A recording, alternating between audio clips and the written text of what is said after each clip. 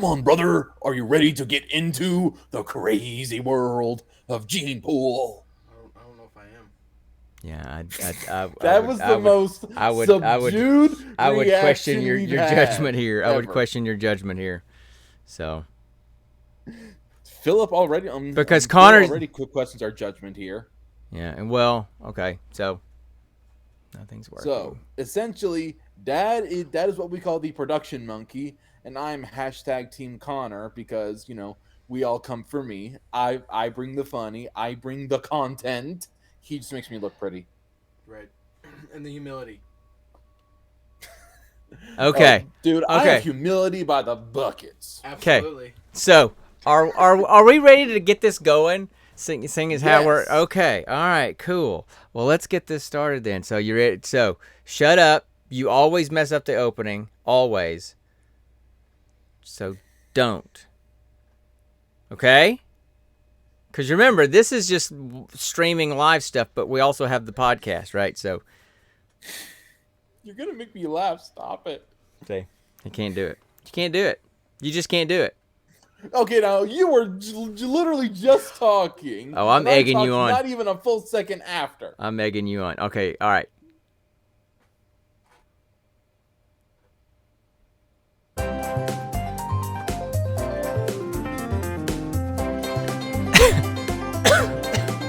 Hopefully this will work. I don't know if it's going to work or not.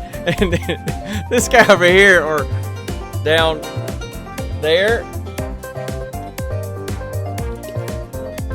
he doesn't know what's going on. Of course he doesn't know. He's a Gene Pool virgin, Dad. Yeah, well, that's true. Hey, everybody. Welcome to episode 84 of the Gene Pool Variety Hour. I'm the old guy of the bunch this time, not just the two of us. I'm Dad, also known as Sean. The guy across from me on the top is... Who, me? No, on the In a screen here. world where a father and son join together to bring content to their nerdy friends, one interruption comes into play. With his beautiful beard and his flannel, will they bring about a full disruption to their schedule, or will they make it even better than before? One man. Tune in and find out. One man. One attic. 3 microphones. And several monitors. And a really, really weak laptop. So, anyway, so I'm Sean. The guy on the other screen is Connor. You guys know him, Quillmeister. And this other guy here, is That one of beautiful my bearded other bastard. sons. The other offspring. Yeah, this is the second of the 3 offspring. This is Luke.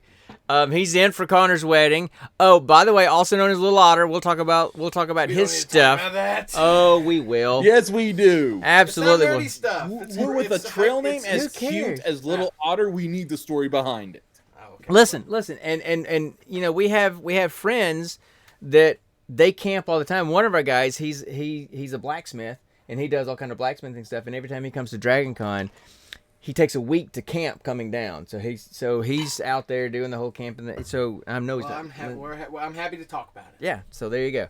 So anyway, so Luke's in for the wedding. Connor's getting married on Saturday. This is his last. This is his last episode as a single man, as a free man, so to speak. And so I've never we're. been a free man. And so Luke just rolled in last night. He said, "Hey, I'll join the podcast with you guys." And we're like, "Cool." So we've spent the last hour and a half. We spent the last hour and a half trying to get this set up and get this working so that we could get all 3 of us on the screen and all 3 of our mics working. So that's what we're doing. As you can see, we have nobody in the chat room. We hardly ever have anybody show up. So we do this just so we see each other while we're talking. Every now and then we have friends that pop in, but not usually. So, Yeah, baby boo. so we just hang out and talk nerdy stuff. So what we're going to do today is we're going to talk about a horror movie because we're continuing our horror movie month of October. Although I don't know that I would call this a horror movie. It was in the horror category, but it should have been. I would call it domestic horror. I wouldn't call it that much of a movie, to be honest with you. I But thought it was pretty good. so there you go. It was okay. So It was okay. The ending was whack. so It had suspense, but the ending was very confusing in my opinion. So yeah, and we'll get there. Hey, So flying Legion say, hey Connor. So That is my buddy from Australia. what's up, dude, from Australia? So we have Yeah, international dude. guests because he has an international D&D Oh yeah, group. Connor's world famous. Connor's As we world all know. famous, man. So I am the eighth All the way wonder from of the down world. under. Let's be honest. okay, can we see you from space? You can probably see my ass from space. It's that big. Okay.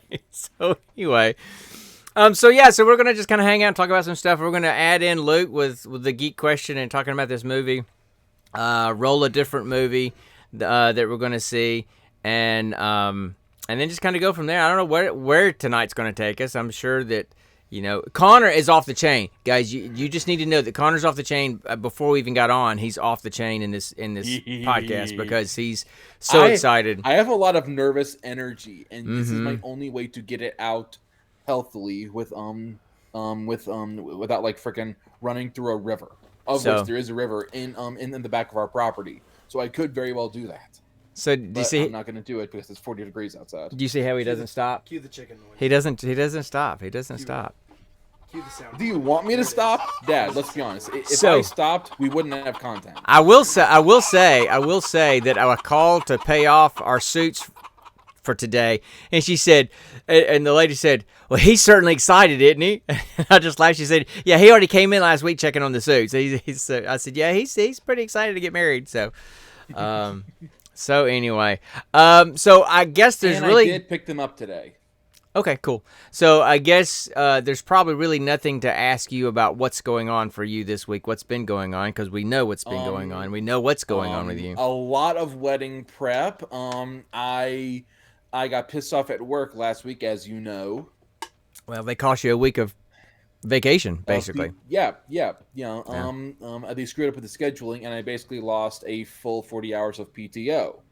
Yep. Not even an apology was given to me. Yeah, well, we talked about that They last said week. deal with it. We talked about that last week. We're not going to get into I'm that again still this upset week. about it. Okay, That's I'm fine. allowed to be upset about it. So, Anyway, I also started back in Borderlands 3, and I decided to experiment with a class I hadn't really gotten into before, the Operative.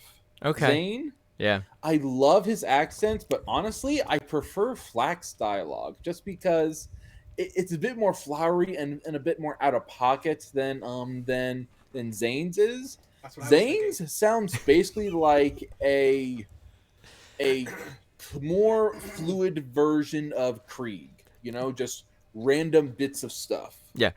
With a lot of chaos. And in a sexy Scottish accent. Right. Do you see how this podcast is like an audio version of like riding a roller coaster with your hands up in the air? Right. You just hold on and hope you can get to the end. And I'm the roller coaster. That Absolutely. needs to be a picture. That literally needs to be a picture of my face in the front of a roller coaster car, and Dad screaming in fear with his hands in the air as he goes through it. No, That's actually a pretty funny image. That's no, our next. I don't. What is this? I mean, like it could be the new pre-show art, where instead you've got these cool Pre-show little animation flashes, instead of that you'll just have like a loop, a nice loop of just a roller coaster that maybe goes up a thing and then comes spinning down, screaming down with your face on the front. Oh yeah. It could be like one of those log flume rides of my face in the front, you screaming in terror with all this tech in your arms and diving down and getting into that big splash effect, and then that splash turns into Gene Pool Variety Hour. Okay. Can I just That'd be perfect. Can I just say that I don't want to be part of any imagery that has me riding Connor? Sorry. No, but- I mean, Sorry. You're the one that used that analogy. I said riding a roller coaster. I didn't say riding Connor. Sounds right? Yes, but riding a roller coaster, I'm the roller coaster. You've said that. Oh man. No, you just put your face just like real big. Someone just takes their little, puts a big sticker on the front, and it's just your face and just like a big, caricature, like, maybe screaming face. Be perfect. Yeah, that's So- basically what I meant. Oh, yeah. Anyway, well, by the way, I completely forgot to start recording the audio, so hopefully the video stream is going to work well enough to get the audio off. Otherwise, it's going to be a lost episode. So there's that.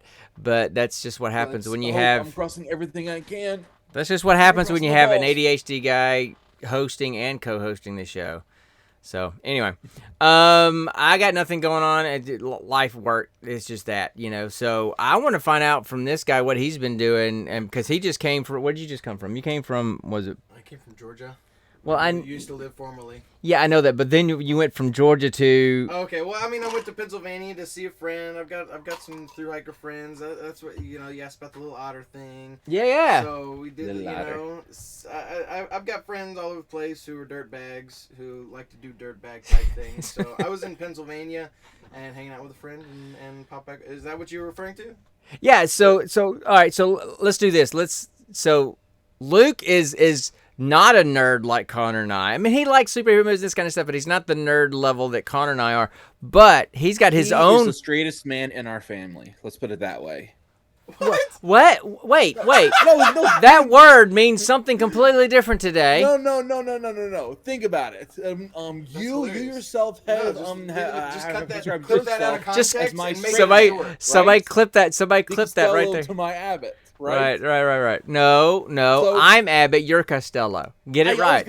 Anyway, get the names right. Abbott to my Costello. Yes. So anyway, so if you're the straight man between the two of us, Luke is even straighter than that. Well, so in the point is, he has his own area of passions. We have our passions, all of our nerdy stuff. He has his own passions, and so. You guys have heard me talk about Luke on the podcast before. Back in, was it 2021? Was it 2021 that you did? Did the AT? Yeah. So back in 2021, from March until September, he thru hiked the Appalachian Trail, and so that's kind of what got him. That's where he's gotten to where he is now. So tell us a little bit about you and what you're into and what you do. Well, oh geez, when you hand me a blank slate like that, it's bound to be a disaster. I got the chicken button ready. Oh, okay. That's reserved for Connor. There should be a Connor label on that. So I did that through hike thing. Left college when I was, late 2020, early 2020. Yeah, like early 2021, and was like, kind of want to do something else. I kind of want to take a swing at I don't know, just get a different change of pace than what I was doing. So I took off into the woods like any normal human being and lived there for 6 months like any normal human being, and it was a good time. I started like March 14th, finished September 19th, so 6 months journey, met a lot of awesome people, and learned a lot and grew a lot, and came off trail, and now I'm just trying to figure out any sort of way to make money doing that type of thing. So like podcasts or videos or, making money while living out in the woods, that all sounds like fun. Yep. But yeah, no, that's a little bit about me. So, yeah. How many subscribers do you have now? I have like 1,500. So. Yeah, way more than us. So here's way more than us. So this is something that he started doing because, he's always he's always been a big outdoorsman. Well, Luke is slated to go into the Air Force, but there's a huge waiting list for paperwork and bureaucracy and stuff for the position that he wants to go into, and so that's where he's had all this time to start doing this stuff, and he's gotten into that, and he started doing video editing, and he started video editing for another hiker. Luke has his own channel. I'll let him talk about his channel. He has way more viewers than we do. And in a much smaller amount of time as well. So, also you get lucky. So like that guy that I worked for, Kyle. Sometimes you just give you a big shout out. You just gotta take it. He didn't give me a shout out. I just applied for a job, and I ended up getting the job, and it just so happens that the job came with some exposure as well. Right. But anyways. So if you're into hiking, if you're into the hiker trash kind of thing, and learning how to live, very simply and very interestingly. Yeah. And like a hobo. I mean, you don't have to sugarcoat it. I mean, if you want to learn how to live, just like just kind of skirt on the edge of society, and I don't know. Yeah. So So if you want to look him up, his YouTube channel is Experience Over Things. It's not Experiences. It's just Experience Over Things on YouTube. His hiker name, his trail name is Lil Otter, and that because I love to bathe and swim in any river, lake, stream, pond, whatever, because I like to feel clean. I mean, despite being a dirtbag, I like, you get all that grime and stuff building up, and you want to get that out of there. So yeah, I got that name because I was in my underwear taking a full-on hobo bath across from like a decently nice restaurant. In a river, so that's how I got that. Nice. Yeah. So anyway, yeah. Question, Little Otter. I have a question. It's not Little Otter. It's just Lil. Anyway, what does your channel title mean? Experience Over Things. What does that mean? I really like to figure out a more concise way to get the idea across of it, but it's essentially just saying that experiences are far more valuable than things. So like spending money on junk is way less valuable to me than spending money on going to do things, going to meet people, growing in that sense, not a toy. I do spend money on toys, but those toys are designed to help me do more and different kinds of adventures and do it more regularly. So those are the things that I spend. But yeah, experiences are far more valuable to me.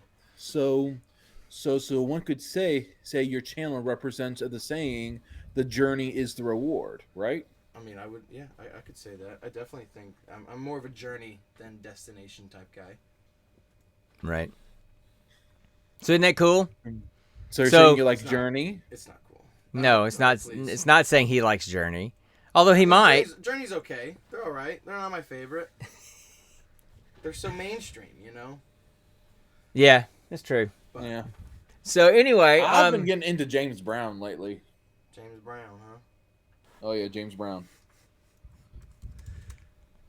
What? All right. So, sorry, I'm sitting here. I'm still sitting here doing production stuff, talking to our chat room to see if the audio is still okay, and it is. So at least we won't have a lost monkey. I'm the hashtag production monkey. So, production monkey. So anyway, what do we want to talk about? Because we could just, you and I can just ramble for hours about all kinds of things.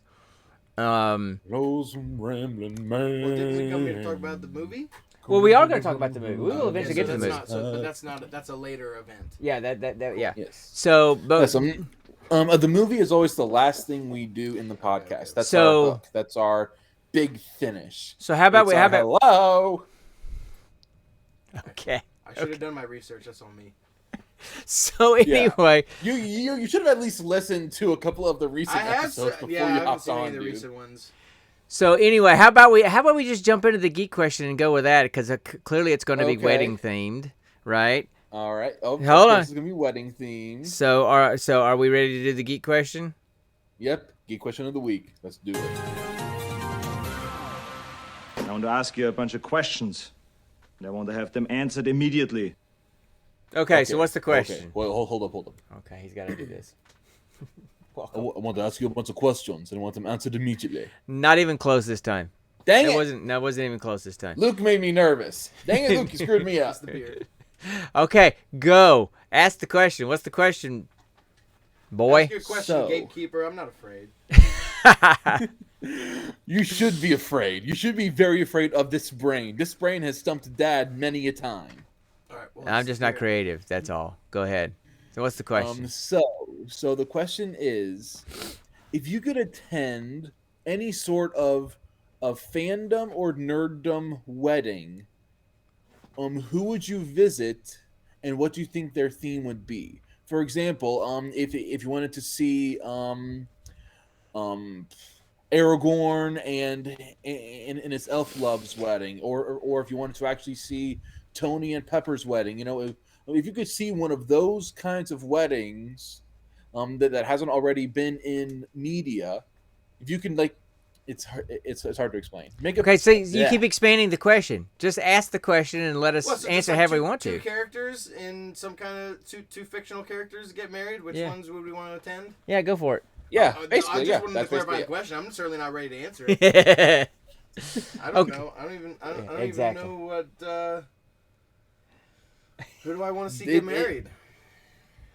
And see, the question could go in a couple of ways. It could be a wedding that you've seen that you would like to have been a part of, or it could be two characters in fandom It's a that wedding you. you want to see, not one that's already been done. So But you can't do the Beetlejuice one because that's already been done. It's when you want to see. But what if I wanted to be there at that wedding? Why can't that be my answer? Why that can't be one of my answers if I wanted to be at that wedding? Because by being able to watch that movie, you already attended that wedding. Sure. Okay. I guess fictional characters wedding, fictional wedding. Okay, go. It's because you always have an answer when you have a question. You've already got the answer. Okay, we know that. So Luke won't know these people, but you will, Dad. I would have loved to have seen a wedding between Krieg and Maya from Borderlands 2. Okay. Because it is canon that they knew each other and they had a thing for each other. Okay. But mainly what I want to hear is what Krieg's vows would be like. You know? Mm-hmm.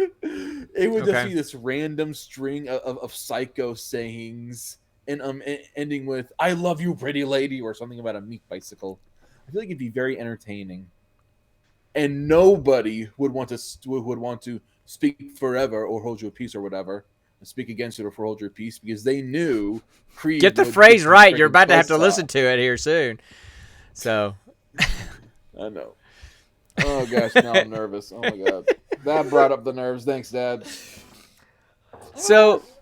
Do you have one? I can't think of anything. I'm totally stumped. So okay, I can't think of any fictional Dad characters. is always stumped. He has never had an answer right away. I've always had to answer first. Okay, so yeah, Dad see, I'm great so with I'm great with recognition, not recall. So if you give me some characters, then yeah.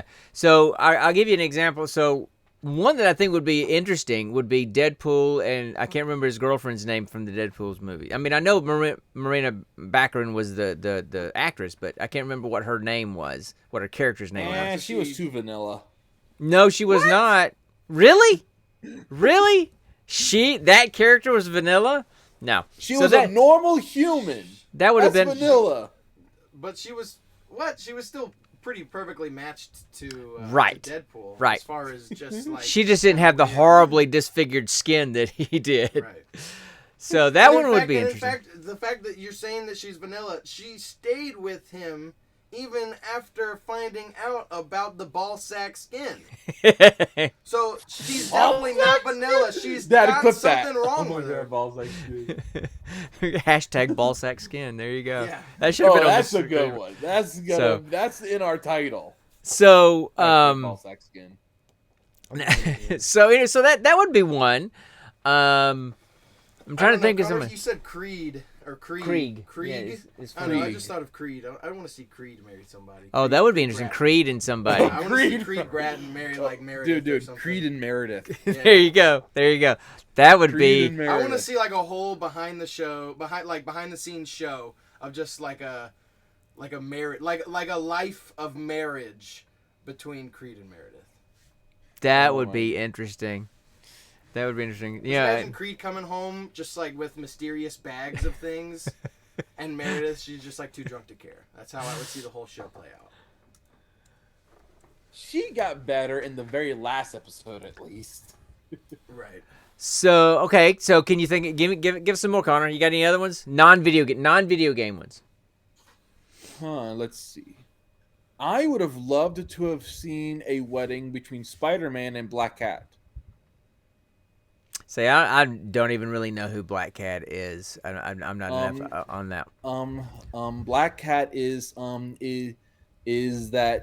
basically Marvel's version of Catwoman, except a lot more flirty and instead of going after angsty orphans with Joker problems, this one goes after quirky, nerdy young guys with a smart mouth. Oh, there goes our audio. With a smart mouth? utter silence. Sorry, audio reset. So. Oh, I can't hear you guys. Every now and then. I cannot hear you guys right now. Yeah. Hello? There you're back. Yeah, it's back, but it's bad. There we go. Yeah. Okay, where did I lose you guys? There we go. So, Where okay. did I lose you guys? No, I don't remember. You were just telling us who you were talking about Black Cat and Spider-Man. But anyway, what about the comics? Yeah. They in the comics they've always had a very, very intense on again, off again relationship. Right. Kind of the whole hero falling for the villain and the villain stringing along the hero, but then actually hiding actual feelings for the hero and everything, that kind of thing, you know? Right. What about Human Torch and Emma Frost? That'd be an interesting combination. Oh yeah. Okay. Fire and Ice. And Emma Frost. Fire and Ice. Well, yeah. Opposites attract. Sometimes sames attracts, like me and Nyx. Yeah, y'all are about exactly the same. Yeah, that's absolutely true. So, okay, any other ones? Anybody got any other ones? Oh, Dad, real quick. Yeah. Did we ever actually see Samwise and then his little lady love actually get married, or no? That or was did after. We just... That was after the fact. Huh? That was after the fact. Yeah, I would love to have seen their actual wedding. You know, just kind of like end that series on a nice note. You know. Well, I mean, it did end on a nice note. He was married with kids. So, golly, I see. Connor is so good. He's so good at coming up with all kinds of ideas. I know. I'm trying to think of some kind of. I want to go to like a funny wedding. You know, I want to go to something that's silly. I don't want to go to like a serious, like, oh look, it's the ball sack and the Vanilla Girl got married. Michael and Holly. Cute. Huh? Yeah, like you know, something like that where it's like, I don't know, like it wouldn't be a typical wedding. Like if I'm gonna go to some fictional character's wedding, it's got to be an event. Yeah, right. And so I'm just trying to think of just like a funny, like total nonsense, doesn't take anything seriously kind of character who would have an equally silly wedding. Yeah, that's the one I would go to. I just none. The Mask. Yeah, like The Mask. That'd be kind of funny. I mean, what would that look like? Yeah. Who would he even marry? That blonde chick the blonde with chick. the red lipstick. Oh, to be fair, at that point he was Stanley Ipkiss again, and didn't. It wasn't The Mask. I'm talking about the actual character, The Mask, marrying someone, not Stanley Ipkiss, The Mask. Okay, well, I don't know. What the bunny girl, Layla Bunny? I don't know. That's not the same universe. Jessica Rabbit. Yeah, but I mean, he does become like Jessica Rabbit. Who was I thinking of? I don't know. Lola Bunny. Yeah, that's what I'm thinking of. Bugs Bunny's love interest. Yeah, in like some stereotypically sexy cartoon character. Because then The Mask he become. So real quick, are you talking about Jessica Rabbit from Who Framed Roger Rabbit, or Lola Bunny from Space Jam, the original Space Jam? Yes, I think. Yeah. Which one? I guess the latter. Or who's that lady who's in like not Vanessa, but she looks like a Vanessa. She's always wearing like stilettos or something. What's her name? Who cares? Okay. She's like a cartoon? the sex Is it symbol 3D of Looney animated? Tunes. What is it? She's like the sex symbol of Looney Tunes. She's a human woman, whatever her name is. I don't know her name, but you know, anytime she comes on screen, there's like that sexy sax music. No, hold on. I think you're talking about Jessica. I think Vanessa Doofenshmirtz from Phineas and Ferb. No. Black Although I want to suits, go to high Mr. heels. Doofenshmirtz's wedding. That's no, where we should go. I agree. Roger Rabbit and Jessica Rabbit. Yeah, I think that would be interesting. Roger Rabbit and Jessica Rabbit would be interesting. You know. I do. How do you remember all these catchphrases and stuff? Anyway, I'm trying to think. There was somebody else I was just thinking about. Listen, when I say I do, that means I do. You can't think of anything that you need to say. No, I never get a word in edgewise. So I think Batman and Catwoman would be interesting. That'd be an interesting one. They actually did get married. I know. I know they did. But I wasn't there. So, if you have the ability to read the comic, you are there. But okay. Fine. I love how you make up rules on the fly. I'm letting you keep it though. I'm making up rules on the fly. Let's see. All right, this dead air is great. Ooh. Yeah, I would come on. love to have seen the wedding between Ron Weasley and Hermione Granger. I was thinking Harry Potter earlier too. Okay. I wanted a weirder matchup though. Dude. I want like the Neville Longbottom and Luna I want Lovegood? like some weird secondary character. You know, I don't care for these Luna main Lovegood. characters. Yeah, I guess so. She's kind of weird. Dude, she makes Anthea look sane. Wow. Okay. Throwing family under the bus on international podcast. There you go. Out there, you know it. Throwing your own aunt under the bus. Nice. I mean, well I played. love that she's out there. I hate normies. What? He hates normies. I guess so. I guess that means he hates you because you're. Am I a normie? No. A normie Luke is someone has who's nerd like in trying to him. He has normalize passion things in that him. aren't normalized. That's what a normie is. How does that apply? Ooh, Now we're getting Luke, into a weird Luke. area of conversation. Did you know that Neville Longbottom is now hot? Well, wasn't that his whole like character arc? I mean, like in the seventh movie, dude. He was the actor who played Neville Longbottom is now in his mid-20s, and he's like a full-on male model. There's no way He he's in his looks mid-20s. his abs look like they could cut glass.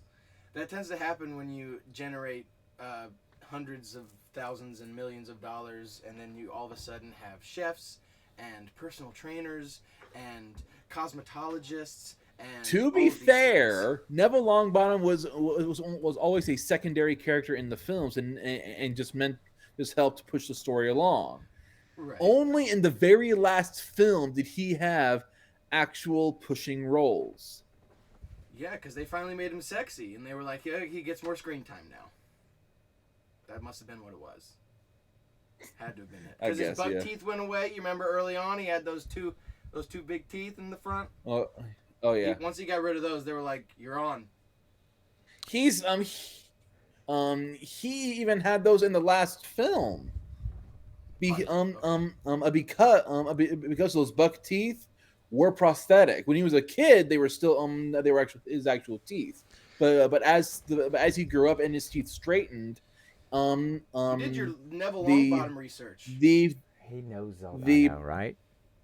What? He said you done your Neville Longbottom research apparently. I only know all this because on HBO Max there's freaking 3-hour-long special of the whole Harry Potter filmmaking series whole thing on HBO Max, and me and Nick have watched it like 3 times. Oh my goodness, that seems a lot. Okay. It's so good to see it, although. I'll give you a groom and somebody give me a bride. Jar Jar Binks. Okay. Jar Jar Binks? Yeah. Ooh. Give me a bride for Jar Jar Binks. Huh. Star Wars? Oh, Jar Jar Binks? I think you said George, like George R. Binks. No, Jar Jar Binks. I was so confused. Oh, George R. Binks is Hold on. Is he some kind of George R. Martin wannabe? No, go ahead. So. Oh, I was gonna say whoever that guy that he was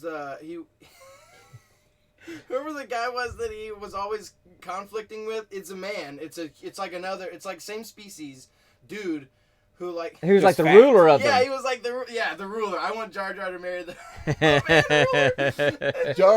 Jar Jar would be such a dutiful housewife.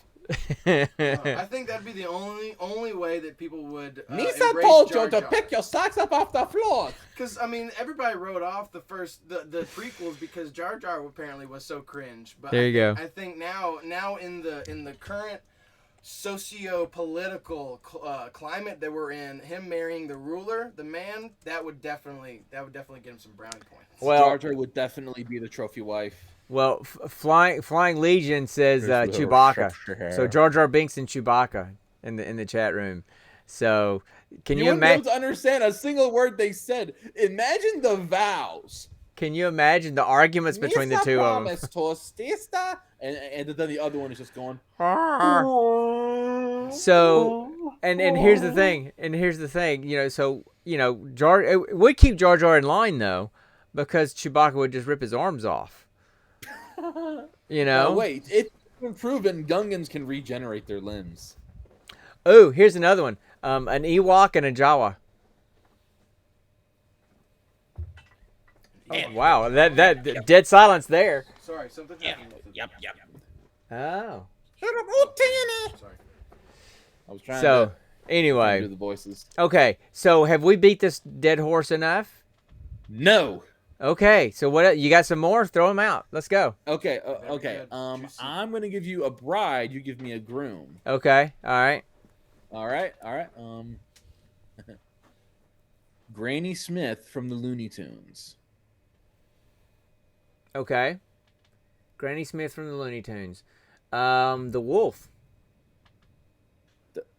There's no wolf in the Looney Tunes. Yeah, there is.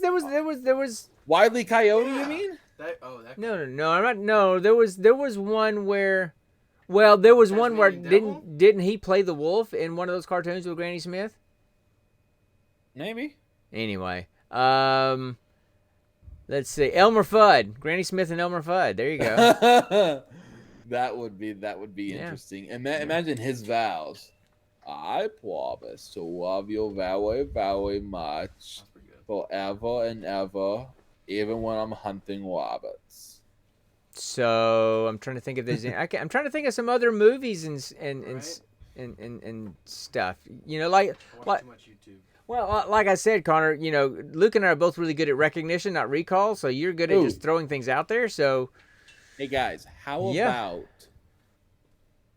Poe and Tigress from Kung Fu Panda? The teeny dude. Sifu. Yeah, the praying mantis. Oh, there you go. So basically you want a marriage between Jack Black and Seth Rogen. I just want weird marriages. I just want all these fictional characters out there to be marrying their most unlikely counterparts. So like a fat and what is panda more and a praying unlikely mantis, for a panda to marry a tiger? I guess, but it's even more grotesque of praying mantis. Oh no, if I really want to throw myself under the bus, Seth Rogen and anybody. Yeah. I'm not a huge fan. I think careful. You're gonna get blocked by another celebrity on Twitter. I don't care. If I got blocked by him, it really wouldn't matter. So yeah. I can't do his laugh. I can't even try. I tried to do it. I am not a fan. Not a fan. So that would be a weird wedding to go to, is him marrying anybody, but that's just me. Yeah, I don't. We need Mitch in here for that. I'm not a fan of his, so I don't know any of his characters, to be honest with you, because I don't watch any of his movies. So, who? Seth Rogen. So, Seth Rogen is not really a kid's actor, No, I didn't say anything about him being a kid's actor. I just said I don't like him. But what I mean by that is Mitch hasn't seen a lot of stuff Seth Rogen has been in, right. Except for maybe Monsters vs. Aliens, and then also the recent Lion Master Oogway. Yeah. The Aussies on it. There you go. Poe awesome. Master Oogway. There you go. The yeah, I'm really trying. Back to it. No, I can't do it. No, just don't even try. Give me some other ones. Let's see. Ooh. Okay. How about Radar from MASH? Yeah. Somehow marrying Klinger. Nah, I can't see that. Those characters are too beloved. We're talking about bizarre marriages. I know, but those characters wouldn't happen. Those characters are too beloved to me to mess with, so I'm not going to. How about Radar and Hot Lips? I was thinking more like Hawkeye and Hot Lips. Stop. So, That's unlikely. Hawkeye will never get married. No, true, but so okay. Real quick, is Alan Alda still alive? Yeah. He still acts. Yeah. He does? Yeah. Yeah, he has a recurring character. Or did have a recurring character in Blacklist, which is still on. So how old is he now? He's getting up there. He's getting up there. That's true. But Gotta be in like his 70s. What's the name? And I'm just because I'm terrible, I'm drawing blank on the name. The character that is the from Doctor Strange, who's the Master. Oh, the one, or what's her name? No, not her. The guy that was the librarian and now is the Grand Master. Master Wong. Master Wong, yes. I want to see Wong. Wongers. I want to see Wong marry the chick from She-Hulk. That's what I want. Meg, Oh, was it Meg? Yeah, I want to see that wedding. I want to see a date. Wongers. That would. I want Wongers. to see it. Those That- two have a very wholesome friendship, and I love it. And someone I've seen some people, they're trying to start a signature campaign to try to get her to have her own Disney Marvel spinoff. What even would it be, though? I she have doesn't no have a power. idea. I have no. What was her character's name again? Was it Megan? Is that what it was? I think it was Megan. I can't remember what It's it was. Megan with 2 N's and a Y, but not where you think it is. No, I don't think it was Megan, but I remember that, but I don't. I'll have to look it up. But anyway, that would be a fun wedding to go to. That would be an interesting wedding to go to. Yeah. Let's see. Another weird wedding. Let's see. What would be another good weird wedding? Dad. Yep. What about a big polyamorous group wedding of everybody that's behind you in that poster? Oh, and the Monty Python poster? No, I'm not interested in Yes. that. I'm not interested in that whole polyamory thing. No, I'm moving on from that. But you know, I was just trying to make you cringe. Let's see. I got it. I got it. Oh, that one of those. Got it. Young 16 to 19 and a half blondes and brunettes. Finally, we can hook him up with one of them. Right. Norm and Carla. Norman. No. Dad. Hold on. Cliff and Carla. Either one. I mean, you know. No. Norm would never go for Carla. Mainly because he's already married and he is happily married. You know, even though he doesn't say it. From Cliff, Cheers. on the other hand, Cliff would go for Carla in a heartbeat if he had the confidence, and if Carla wouldn't kill him for even trying. And that would be interesting. That would be interesting. Yeah, it would. So. Ooh, Dad. Genie What Aladdin. Genie. No, we are not going to pervert Robin Williams' good name. We'll do Will Smith's. It's okay. Yeah, there you go. Way better. Still. No. Yeah. Way more preferable. Yeah. But the live action one, it was a flop. He deserves it.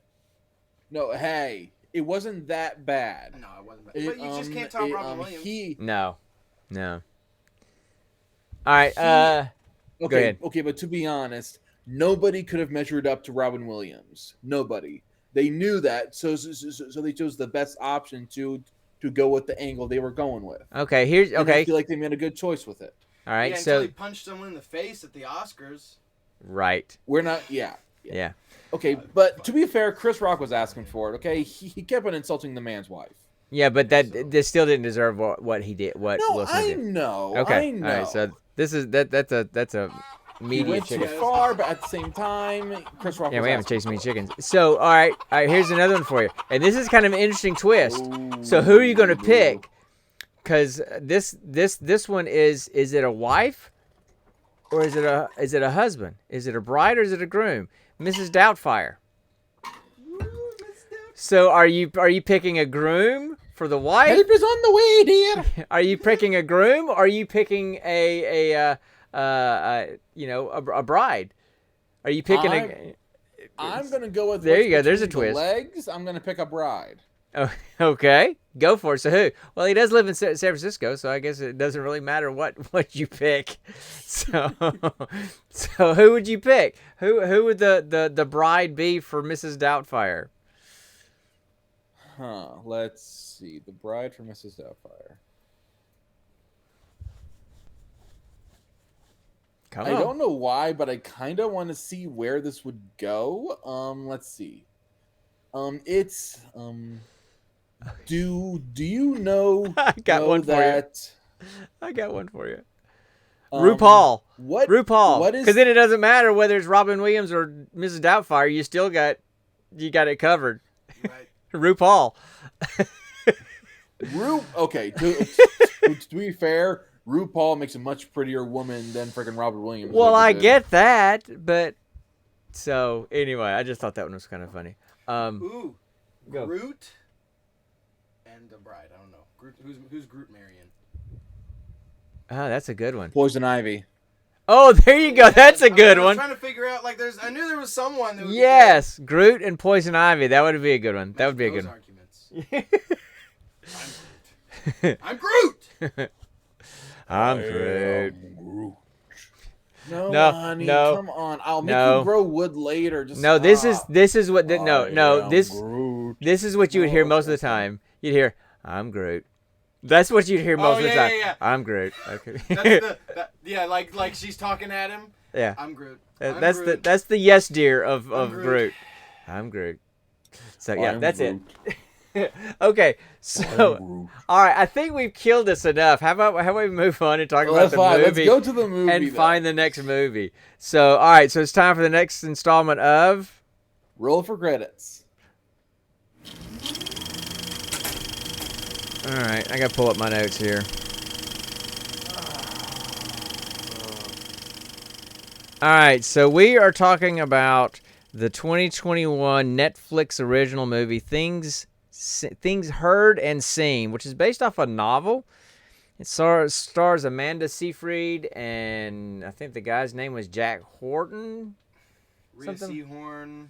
Had the girl from from Stranger Things. I'm drawing a blank on her name. I think I've got it in here in our chat. Rhea Seehorn from Better Call Saul as well. So who was that? Rhea Seehorn from Better Call Saul, or Rhea. I don't know. I could be saying it wrong. So which character did she play? She was the one that was in the car accident. Oh, so she was the Weaver instructor? Okay, gotcha.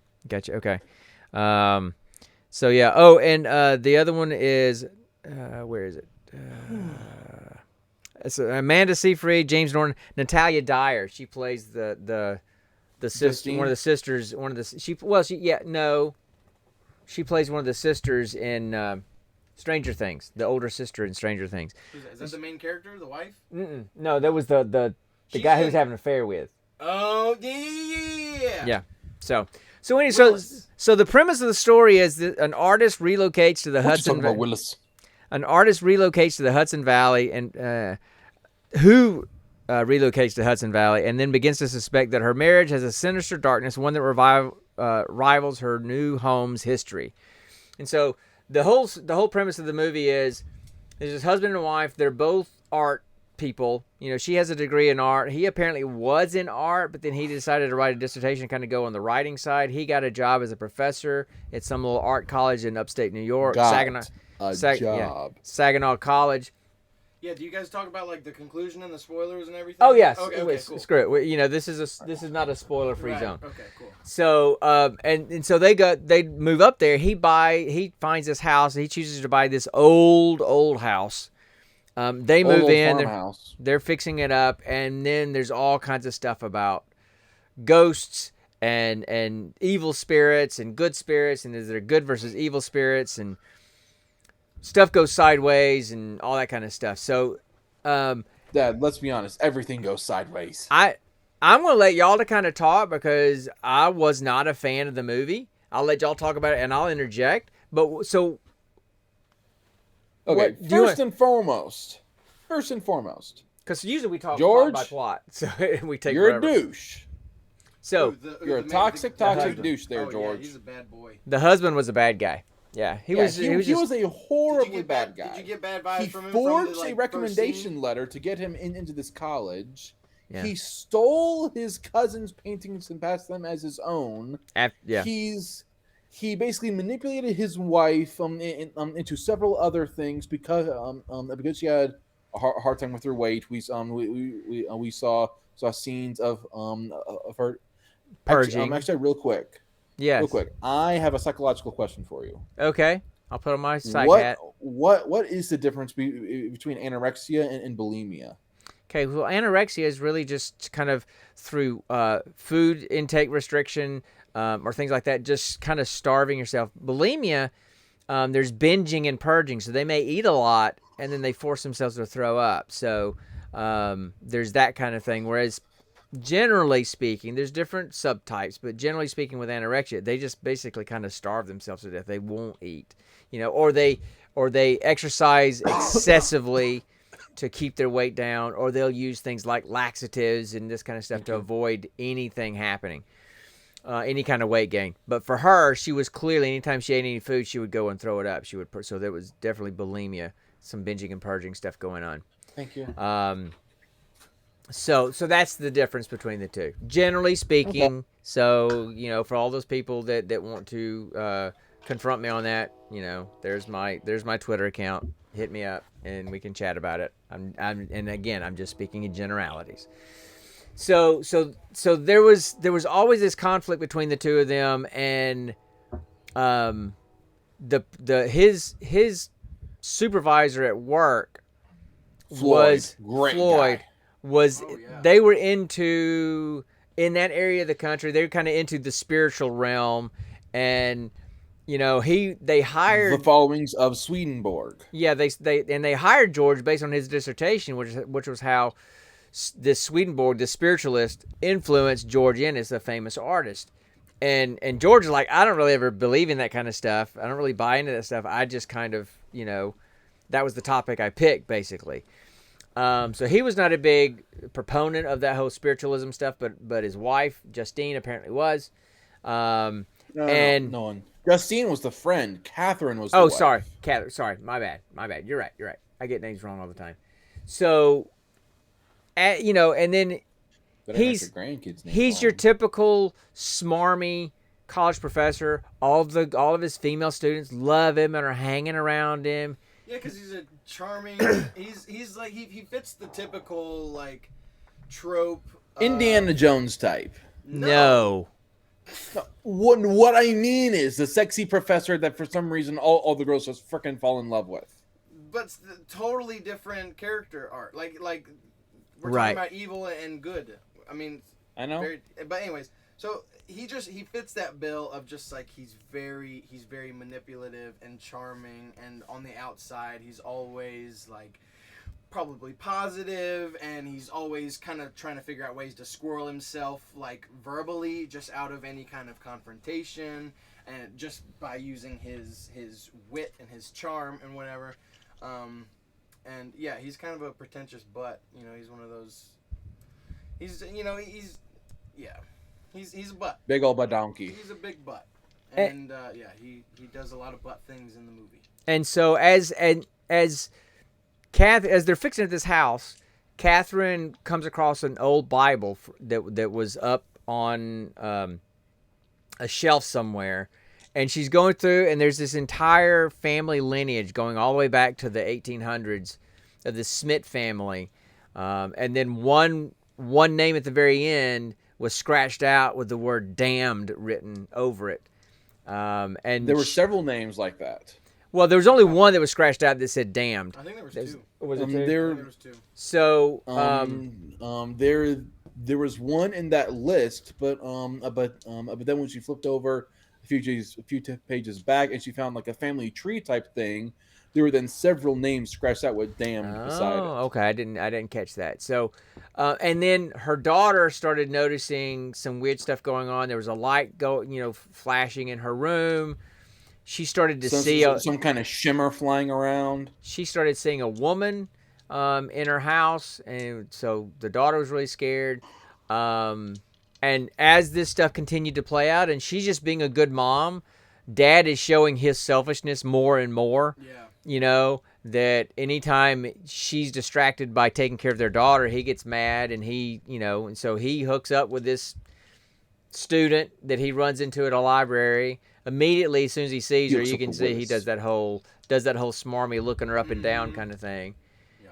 And so they end up hooking up. And she breaks it off. And she actually breaks it off, and he's wanting to continue. He's like, wait, no, come on, Willis. I love you. This is real. Right. This feels special. Right. All that BS stuff that slimy guys like that would say. And Catherine is wanting to know when she finds this Bible. She starts wanting to know more about the history of the house. She goes to the Historical Society, and they have a picture of her house from the original owners. And when she looks at the picture, over time in the movie, you start to see that the ghost that they're seeing in the house is this woman from this picture, and that there's a history of people being killed in that house. So in that picture, that woman was eventually killed, and then there was two brothers that showed up and offered to, do handiwork around the house and do landscaping and this kind of stuff. And babysit, and you kept expecting something bad to happen with them, but they were actually decent kids. One was an older teenager, and then a younger who's probably like 12, and they lived with their uncle. Their parents had died. You find out later that they had lived in that house as a family, and George knew that and never told Catherine. And that's apparently, so what Catherine found out was that Dad drugged the family. The dad of the kids who lived there. The dad of the kids, the sons that had lived there, had drugged the family. They all went to sleep. He went outside and killed all the cows that they owned, and then went inside and cranked the car up in the garage. Monoxified him and his wife. And he and his wife died from carbon monoxide poisoning. The boys survived. So he did a murder-suicide via, he's going to try to kill the whole family, but the boys survived. So you find out that there's this heritage of stuff going on. And things between Catherine and George keep getting worse. And she finally kicks him out for a while. And Floyd is enamored with Catherine because they are of like minds. They believe in kind of some of the spiritualism kind of stuff. And they agree to have a seance at the house. And it works. And Catherine's kind of scared about it, and all the people there says no. Evil only begets evil, right? So if there's an evil person in the house, the evil spirit will attach to them. But if there's good people in the house, then only good will attach to them. And so they start this seance. Behold, that happened to be true. So they start this seance, and this spirit shows up, and they can hear it talking, and it's talking to Catherine. And is trying to warn her, but then another spirit takes it away, basically takes it away. And that's when they realize, oh, there's another spirit in the house. There's an evil spirit in the house. Yeah. And then you start hearing very faint situations of a faint whisper to George when he's in the house. So he's been being influenced by the evil spirit all along, and you didn't know it, And I didn't even think of that. And so things are getting worse as it goes on. He's getting more and more nasty as it goes on, and it goes on from there. So so where do y'all want to pick up from there about the movie? Because you and I, Connor, we tend to just kind of go scene by scene plot stuff, and we waste our time doing that. So the whole thing progresses, and throughout the whole thing.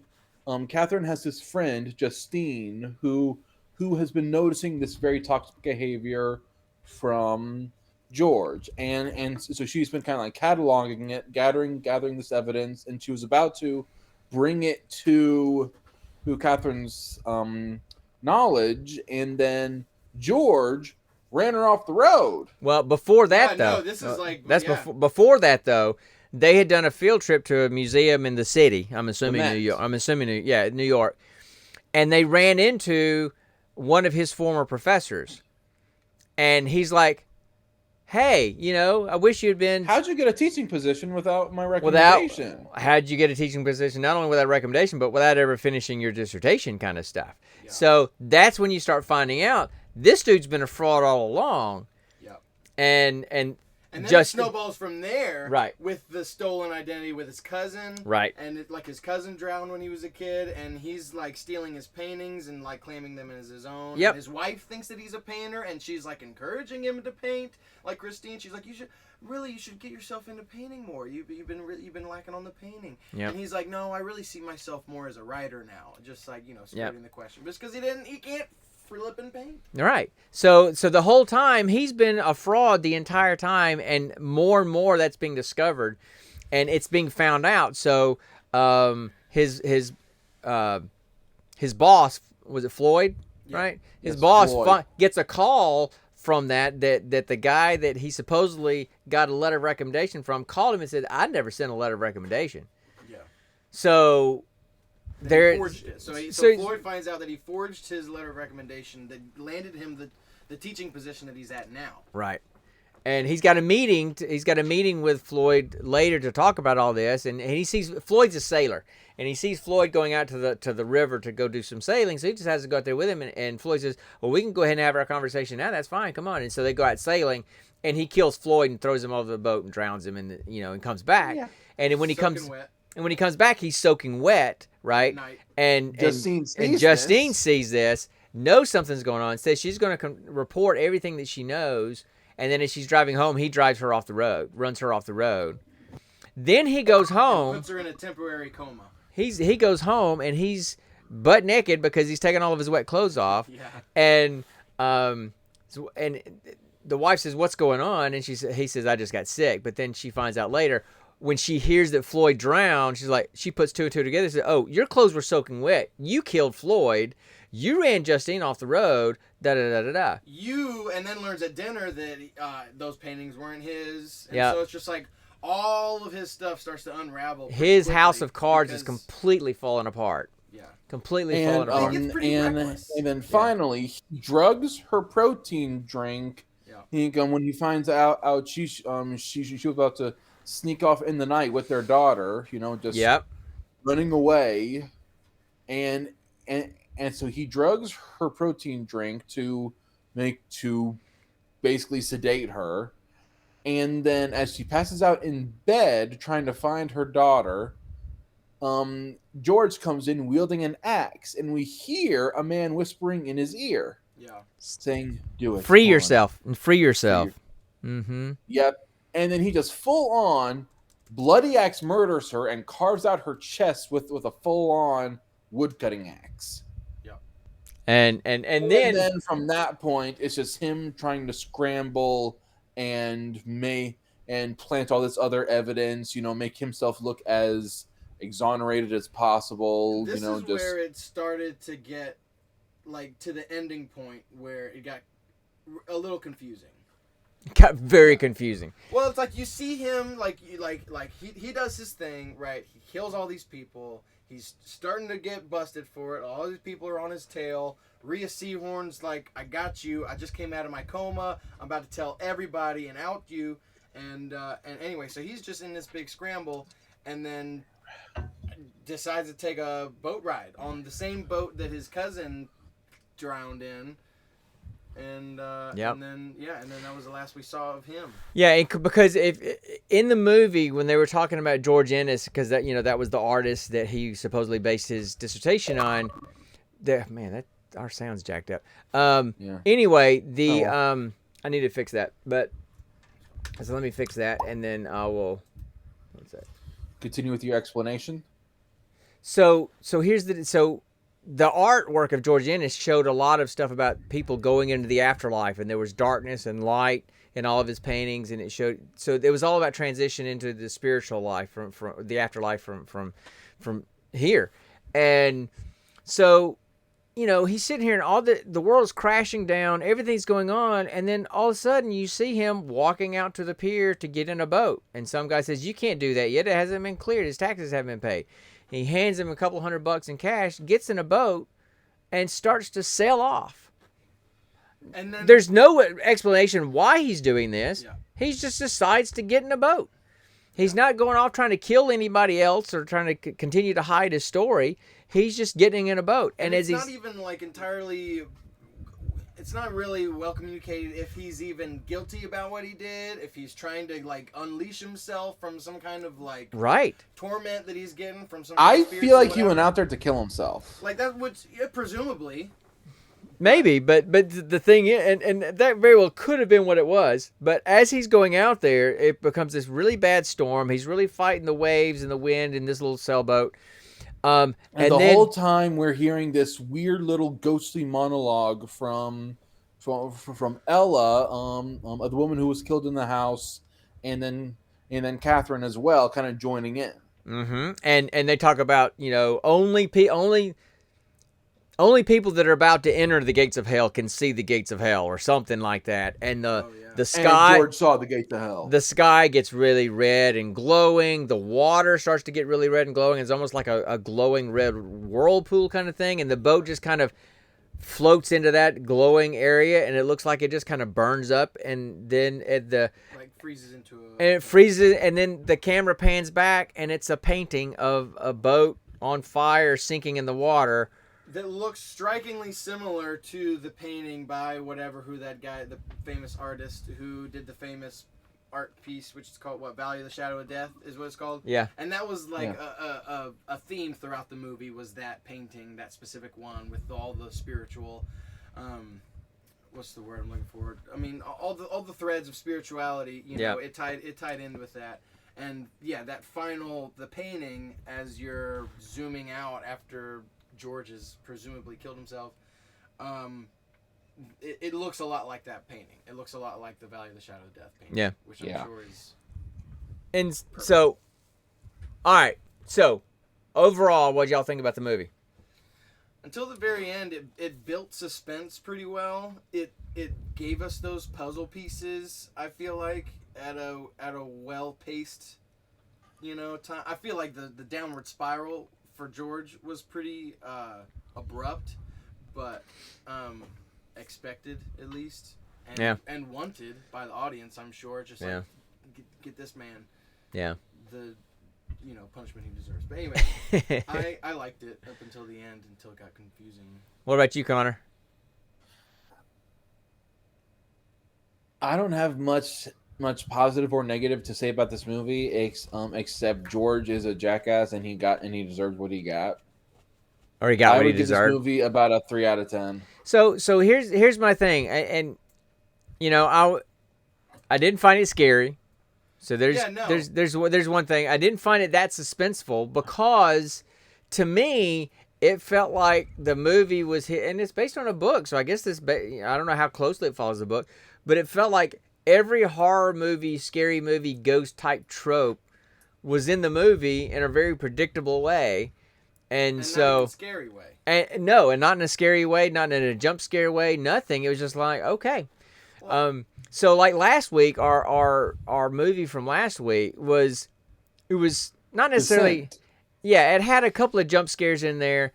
It wasn't necessarily like a scary movie, but it was super tense because they were trapped inside this cave, and the only lighting they had was the red of the flares, or the green of their little, fluorescent light things, or their headlights. That was it. And so the lighting and the darkness kind of became a character in itself. Right. So it was, we really enjoyed it. And then the character models, it was like if they took the orcs from Lord of the Rings and Gollum from Lord of the Rings, and they had a baby, that's what they looked like. Interesting. They were really creepy. So I enjoyed that. Now there were some plot holes in that one, but it was an enjoyable movie. This one, I think there was a benevolent nature to the dialogue regarding the spirits, so it's like it's not really, I don't think every single bit in every single scene and every shot was designed to like elevate your monkey brain, and it's like, oh my gosh, I'm freaking out. I don't think it was designed that way, because there's so much of that talking that's like, hey, Christine, some of these spirits that are here, might be here to be. It's Catherine. It's Catherine, not Christine. Yeah, got it. Catherine, like these spirits, like this Ella girl who was also murdered, she might be here just to be like your helping hand, hold your hand through this whole deal as you're about to get murdered, so it's like, it's lending that benevolent nature to the spirits that wouldn't otherwise be in a thriller film normally. And I think that's a really good point that makes it not quite so scary, because it wasn't like, okay, because most movies that deal with ghosts and spirits, they're all evil. It's just evil. And so this one was like, hey, there's some benevolent things going on. So I can say that's a good point, that it wouldn't be as scary as your typical ghost type movie. I would categorize this movie as not as a spiritual horror like its genre states. I would categorize it as a domestic disturbance horror. You know, those horror movies where we find out it's actually one of the spouses or the partners that is the enemy of the movie. You know. Okay.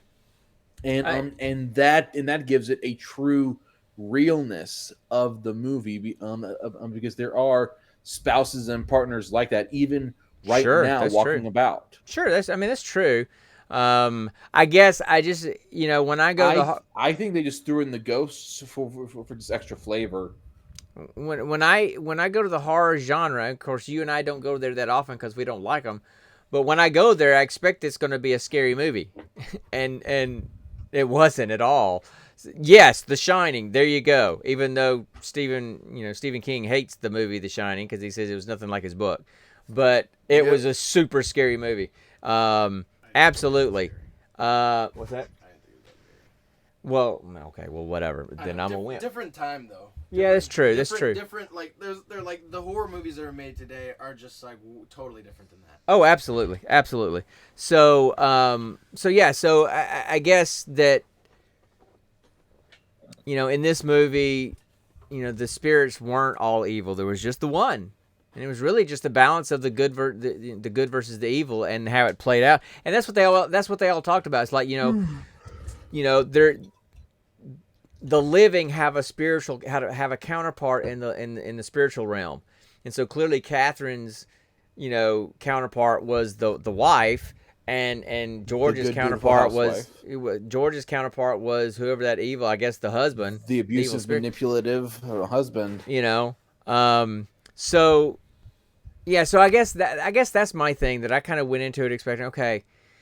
And I don't like movies about ghosts. Those kind of freak me out the most. Those are the ones when they're really well done. But when I go into the horror genre, I expect I'm going to get scared, and I wasn't. And that was kind of disappointing in a weird way. But anyway, and somebody, when I was reading a review about this movie, someone described it really well. They said, Netflix original movies, they're like supermarket paperback novels. They're not really good. They're not really bad. They're just kind of there. And that's kind of how I felt about this movie. So anyway, and now at least there was more to talk about this movie than some of the other ones we've had where we said, okay, we literally have nothing to say about this movie. But I thought they could have gone more with it. I thought they could have made the scary parts more scary to give a better contrast between the evil and the good. But they just kind of played it in a subdued way.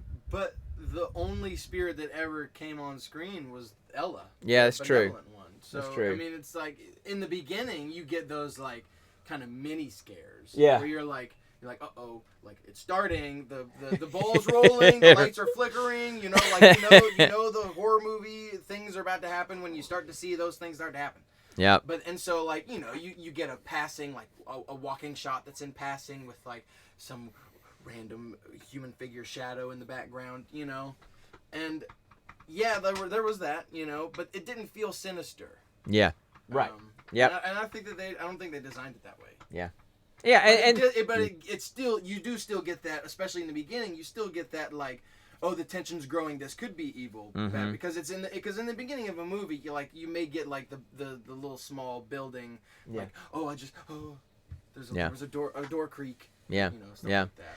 And I mean, I haven't read the book, so maybe the movie was more of just an exploration of the good versus evil spirits, in the book. I don't know. So I just may have gone into it with different expectations because it was in the horror genre. So anyway, so I go watch it if you want to. I mean, it's on Netflix. It's never going to leave Netflix because it's an original, so you can see it anytime. It was all right. But I've seen much. If you're looking for a good scare for Halloween season, this isn't the movie for you because it's not going to do it. Yeah. So anyway, watch Paranormal Activity. Oh no, no, not going to do it. Nope. Why? I don't like those kind of movies. They're not very good. Well, maybe not, but I don't give them a chance because I don't like the whole spiritual realm type movies. I don't like generally. That's also why I was going into this one kind of ready to be scared because I don't like those kind of movies. And then I was like, oh, okay, cool. Yeah. So I was kind of disappointed. So, okay, well, how about we roll for the next movie? Well, let's roll for the next movie and get out of here, okay? So, so we roll 20-sided die to see what genre, I mean, not what genre, but what service we use. Oh, I thought y'all were doing like horror, like for the whole month. We are, but we're going to do, but we're rolling for the service and we're rolling for the movie in that genre, but we're going to do a horror movie. Okay. So we're not, because usually we roll for the service that we're doing, then we roll for the genre, and then we roll for the movie in that genre, but we're just doing horror movies, so we're just seeing which service. So I'm going to roll, and I got a 6, which is Amazon, excuse me. And then let me roll our 100-sided die. And Amazon never has good stuff. And I got a 28.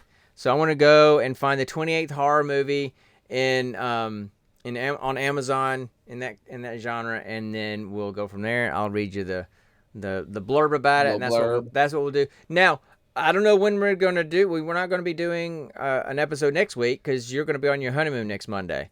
So it'll have to be the Monday after that. So it'll be pretty much our last Monday in October. So it'll probably be our last horror movie. So anyway, so let me go find that. Luke could always take my place. Well, Luke's leaving Sunday as well. He's got. No, I know, no, but if you do it on Tuesday, I'm going hiking. the day Luke could. I'm going hiking. He's gonna be in the woods. He's gonna be in the woods somewhere on some trail. Woods. All right, let me go find this movie. I'll be right back. I found the movie. Come on, boy. Find the movie. Find the movie. That's a good boy. Find the movie.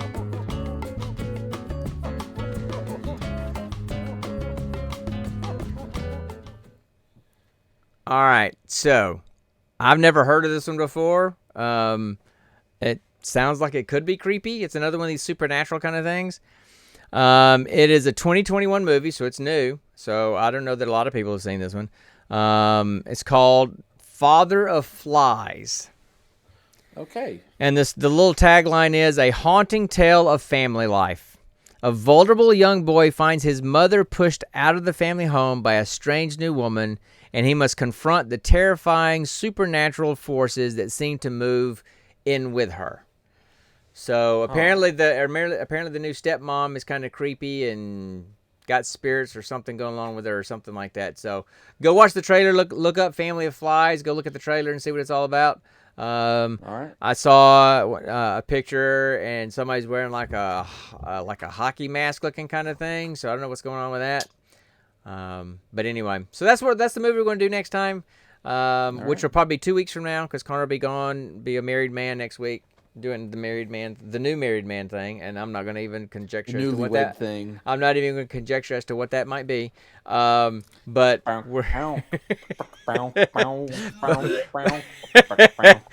we're moving on now.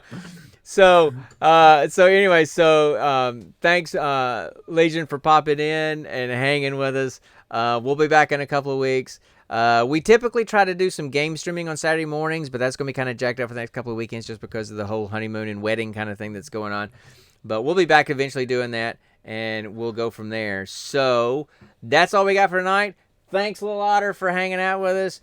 Again, his YouTube channel is Experience Over Things. Go find it. You won't find a single piece of nerdy content. None. Ultralight backpacking. Yes. If you're a hiker trash, references to The Office. Definitely Parks and Rec, all kinds of funny. If you're a hiker trash nerd, then you'll find plenty of content. Absolutely. Now you're on Instagram too. Yeah, I'm on Instafart. Yeah. Luke_McKay98. You can follow me there. But anywhere else? Boring. No. Okay. He doesn't do the TikTok thing or any of that kind of stuff. So that's where you can find him. Check him out on his YouTube channel. Go follow him. It's really good stuff. And I know I could be biased being dad, but he does a really good job. It really is good stuff. It's really good stuff. So when anyway, I say it's good stuff, you know it's good stuff. So that's all we got. You know where to find us, guys. Check us out on any of the podcatchers. Always here on Monday nights on Twitch. And you know where to find us on all the Twitters and all the Instagrams and all that stuff. So anyway, so that's all we got. We're gonna get out of here and go do some family time and just kind of hang out. And we'll see y'all next time we're around. And always remember, Stay nerdy, my friends. But wait, I have one more thing. Too late. Bye, guys. Too late. You didn't talk about streaming the wedding. Oh! Yes, I'll do that when the music's over. I'll do that when the music's over. Baka. Hold on. Wait. Encore. Wait. You're still here? It's over. Go home. But not yet. Not yet. So, yes, thanks, Connor, for reminding us of this. Connor gets married Saturday, and we are going to try. At We're 6 going. p.m. North American Eastern Standard Time. There you go. So we are going to try to live stream his wedding on Twitch this Saturday night. So Just the ceremony, though, not the reception. right. So I'm going to bring my mic, my camera, my laptop, and they got Wi-Fi there. So we're going to try to set it up so that you can at least watch, even if you're not able to really hear it well. And so that would be an absolute blast to live stream his wedding and have all of our friends pop in and say congratulations in the chat during the wedding, so he can keep that recording. He can record it and keep it as a memento of everybody saying congratulations and all that kind of good stuff. So that's what we're going to do. And I will be pushing it out on Twitter and Instagram and all of our Discords. So stay tuned, and Facebook. Stay tuned for all that. I'll let you guys know the details once we know it's going to work. And we'll go from there. So why don't we close it out again? Social media service, you logged into mine. Yeah. So why don't we close it out again, and I'll play the music again. See you guys.